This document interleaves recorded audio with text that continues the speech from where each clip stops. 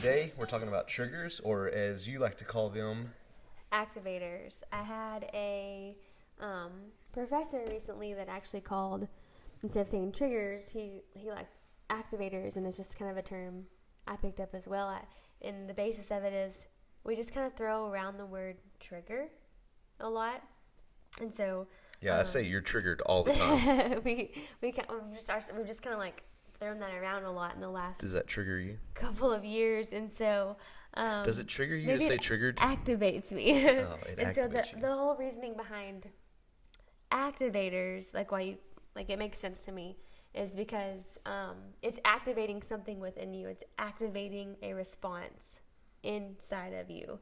And so I think that's kind of neat. There's this response in there, and then this event happens, and it activates it, and so it activates this response. And So when I hear activators versus triggers, I do like activators because to me activators can go positive and negative, right? Yeah. Because you can be activated by an emotion, by something can do something, and you're activated to a happy emotion. Yeah. Triggers really carries a negative Negative. connotation, like it's very bad. So activators is pretty cool. I spent some time. So the way that we do these podcast is that we actually spend time together during the week. This is what we do as a couple's Bible study. We focus on one thing, we go through it together, and then we have made these videos and stuff for our kids. So here's what you're hearing is what we've talked about this week. So together we just kind of went through and made a list of things that activate us, that elicit responses out of us. And so some of the things that I have that are major activators for me are when you don't let me answer questions. You ask me a question, and I don't get to answer the question because you're already asking another question. I almost get triggered thinking about that.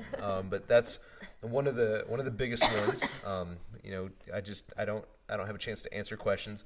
Another one is you're driving. Shout out for the fellas in here. It activates something within me, sometimes good, most of the time bad. Another thing that I have found that really, I know this sounds like the craziest thing, but I'm activated and triggered by your need for a clean house. And maybe not even a clean house, but clutter. So that's some of the things that I wrote down. Like those are just kind of some triggers within me. You had a few other ones. Yes. So I'm a planner. I like to have a plan. I spend time on my plan, and it doesn't discombobulate me whenever I don't have my plan, but I don't like surprises. I'm like, hey, we're having spaghetti tonight. I've already planned it out. I've already started cooking it. And Josh is like, no, we're actually meeting so-and-so for supper. And I'm like, what? Like, I've already told everybody. Like when we went to Topgolf, like sporadically Yes. the other night, it was like, we're going to go to Topgolf. No need to make dinner, Yes, right? yes. And I like to get my kids in bed at a certain time. And honestly, a lot of that's for me. Where my mom is at, that I get overstimulated by the end of the night, and you're like, all right, we got to get them to bed because I need to sit down for a minute too. And so that can activate. No, I activate that because Yes, I don't it's feel you. that that's necessary. I think it's a great thing. Yes. But I don't always adhere to that. Yeah. Yes. I also do not like the question. It activates rage in me. What's for supper? Yeah. If it's been like sometimes it's been a busy day. Like I just got home too. I have no idea what's for supper, and so that activates me a lot. And I think that's just a question of what's for supper. And I'm like, I don't know, go look in the freezer. Which most of the time there's not anything in there anyway.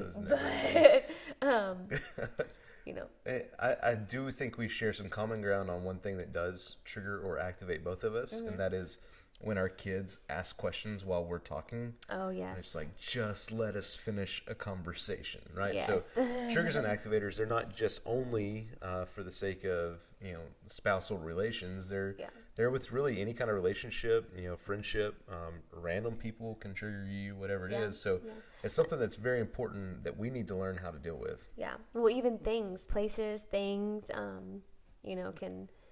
can activate different emotions in you based on your history, and all that can go deep into other things, other conversations. But it makes it people, places, things, all those things can activate those emotions. And whether, like Josh said, whether it be happy emotions or negative emotions.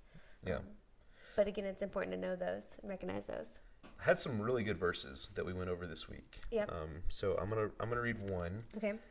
Galatians chapter 5. Let's go ahead and read verse 14 too. It says, "For the whole law can be summed up in this one command: love your neighbor as yourself." We've heard that, right? Oh, that's hard. Especially when your neighbor's your sister. Literally. No, I'm just playing. Shout out to my sister Megan. Verse 15 though, this is where I was wanting to get to. "But if you're always biting and devouring one another, watch out. Beware of destroying one another." Yep. You know people like this that Yep. are always biting and devouring people. And these are literally the people that you cannot get far enough away from. Like conversation, you're almost triggered just when you know that there's about to be a conversation with this person. And this is one of those things, because I think marriages can get in these seasons too. Like you're just, neither one of you can do anything right. Like you're just devouring each other. Yeah. And what it says is, it says, beware of destroying one another. And that is so important to learn and to understand, because if you take a big rope, I imagine like one of those ropes that you pull at like field day, like a tug of war rope. And it's a pretty big rope, and if you just like slice one strand of that rope at a time, it becomes very weak. But at some point, it's going to be the last strand that's cut. And that's the way I think about that. Is like, you're destroying one another one strand at a time. And there's going to be a point in a marriage where one or the other is going to go, okay, I've had enough. I'm not going to let them devour me anymore. And so that's why it's so important to talk about these triggers. That's what as we've talked about this week, we want our kids to understand, and their future spouses to understand, like, you have got to learn at an early stage how not to destroy each other. Yeah, for sure. Because it's easy to get into that, for sure. That place. One thing that we talked about with that was that nobody's perfect. And we look at the image of Christ, and we're called to be conformed into that image, and he's perfect. But our spouses, they'll never be perfect. But what we have are expectations of who we want our spouse to be, what we want them to look like. And they're honestly expectations that we can never even measure up to ourselves. Yeah. Right? I mean, that's the way that's kind of the way that it goes. So we have to be really careful not to destroy one another. Yeah. What you had, Proverbs 15:1? Yes. Or did you have something to say to that? Nope, I'll hit that one. Yes, Proverbs 15:1. A gentle answer turns away wrath, but a harsh word stirs up anger. And so, I think that just really speaks a lot on like what you said. Like, it can also go back to those like expectations, and like I said, we have these expectations of each other when we can never meet those expectations either. And a gentle answer can turn away that. Like, if we come at each other with these high expectations that we can't even hold up to ourselves, and we come to each other frustrated and angry and just biting each other, it's not going to end up good. But a gentle answer turns away wrath, but a harsh answer stirs up anger. And so I think it's just a really good passage, or a really good scripture too. Yeah, it's like, if I want you to be more compassionate to me, then what's the easiest way to get you to be compassionate towards me? It's for me to show that to me, to show you compassion. Yeah. If I'm not giving you gentle answers, you're a very sweet person, but at some point your personality is going to be like, okay, I've had enough. Yeah. I'm not dealing with this. So that's why it's important. Like, okay, I didn't like the way that she's treating me. Maybe I'm not actually being compassionate either. So that's a great verse. I'll read one out of Romans chapter 12, verse 18. and it says, "Do all that you can to live in peace with everyone." Mm. So this is really more of like keeping from getting to that trigger place, right? It's like just try to keep at peace with everyone. There's another verse in Matthew 5:9, the Beatitudes. It says, "Blessed are the peacemakers, for they will be called children of God." Yeah. And so, like, to me, that kind of comes with, like, we need to make a plan. Yeah. I know you're a planner, Yes. and I'm not. But one of the things that I have learned in marriage is that there is a way to be a peacemaker in marriage. And one of the things that we both get triggered on at the same time is dinner time, supper time, like you just talked about. Yep. It's a trigger when I walk into the house and I go, "Hey, what's for supper?"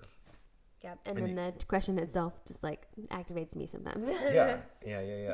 And on the other side of that, it triggers me when I come in and I'm like, "Hey, what's for supper?" And the response is, "I don't know, I haven't even thought about it." And it triggers me because I'm like, we've done this every day for the past 13 Why years. do we have to eat every night? Yeah, well, we do it every night. Like, so how is this not a thought that we've had? And so, like, because that triggers both of us on both sides of that, one thing that I have learned is that putting myself in your shoes, like understanding the story before it becomes an excuse, right? So you've been at home all day. You've been seeing clients all day. You come home before I do. You've got 3 kids. You're doing all these things, trying to help Cora learn how to Healy and hit 100 foam golf balls into the yard and Reed to not break his arm, doing whatever. Obviously, like life's pretty crazy at that point. Yeah. But if I call you, what I've learned is that if I call Brittany at 2 or 3 o'clock in the afternoon and I go, "Hey, how's it going?" and she goes, "Man, has this been a day?" or whatever she's going to say. And I go, "Okay." Like, so in my mind, or she starts saying, I've done all this and I haven't even made it to the grocery store to buy groceries and I don't even know what I'm going to do for dinner. That lets me know right there that me coming home to ask her what's for dinner is only going to trigger her. Yeah. And so what helps me or helps us is that I go, "You know what?" Because I don't mind a change of plans. I'll go, "You know what, Britt, how about this? How about we just go to Cotton's tonight? How about we just come home, we load up in the car, we go to Cotton's." Guess what? No one's triggered at that point. Yeah. It's because I'm trying to be a peacemaker. Trying to like look ahead of that story. Yeah. That's a great example. Yeah, thank you. It is because if I walk into the house and then you tell me that, at that point it becomes an excuse in my mind. What it's not. It's truly, this is what's going on, and I haven't had time to think about it. But because it's in the moment, I'm like, she's just making excuses right now.